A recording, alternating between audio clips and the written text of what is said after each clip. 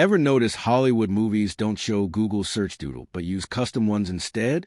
The secret's a free Chrome extension called My Doodle, available on the Chrome Web Store. With My Doodle, you can personalize your Google homepage by replacing the logo with your own text, image, or even a real-time clock. It's super easy to use. Just install it. Click the D icon in your browser's top right corner and set your custom doodle. Perfect for adding a creative flair to your browsing, just like in the movies. In this YouTube tutorial, we'll guide you step by step to install and use My Doodle to create your own unique Google homepage. Try it free and unleash your creativity.